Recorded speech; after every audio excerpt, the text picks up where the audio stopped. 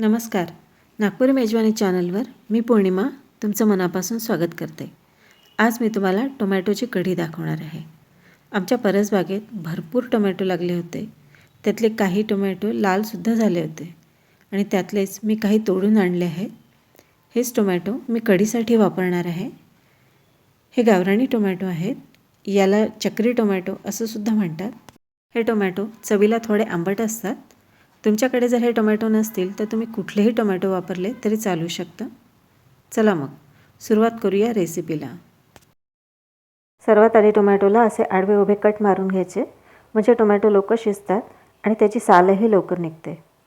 कढईत 1 लिटर पाणी घेतलं आहे. या पाण्यात आता टोमॅटो आपण पूर्णपणे शिजवून घेणार आहोत.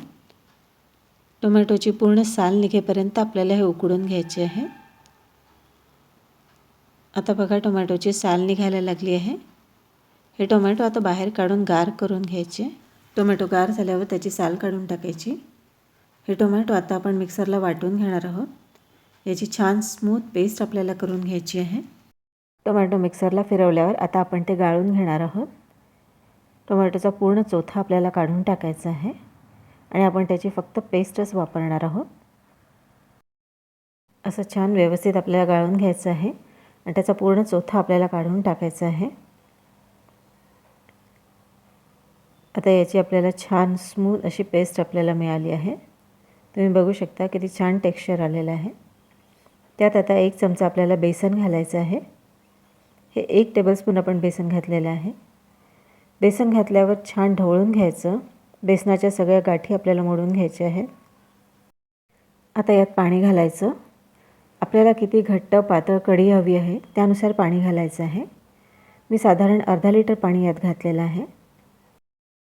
आता फोडणी करून घेऊया. त्यासाठी 1 चमचा तूप घातला आहे.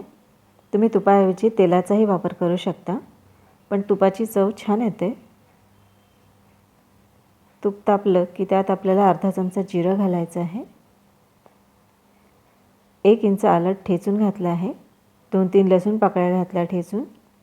1 सुकी मिरची घातली आणि 5-6 कढीपत्त्याची पानं घातली आहे.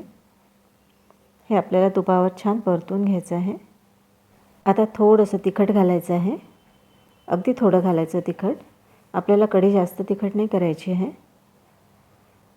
आता टोमॅटोचं मिश्रण घालूया. आता अर्धा चमचा आपल्याला काळं मीठ घालायचं आहे. काळ्या मिठाने कढी छान चटपटीत होते. अर्धा चमचा साधं मीठ घातलेलं आहे आणि 2 मध्यम आकाराचे गुळाचे खडे घातले आहे. तुम्ही गुळाऐवजी साखरही वापरू शकता. गुळाचं आणि साखरेचं प्रमाण हे टोमॅटोच्या आंबटपणानुसार ठरवायचं.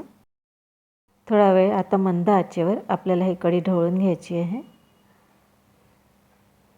यात आता 1 कोथिंबिरीची गुच्छी घालायची. अशी कोथिंबिरीची गुच्छी घातली की कढीला छान सुगंध येतो कोथिंबिरीचा.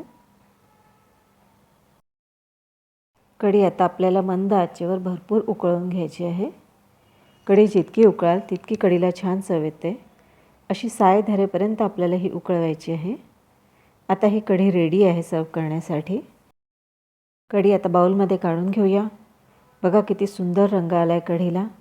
अशी ही गरमागरम चटपटीत पाचक अशी कढी तुम्ही नुसतीही पिऊ शकता किंवा भातासोबतसुद्धा ही खूप छान लागते.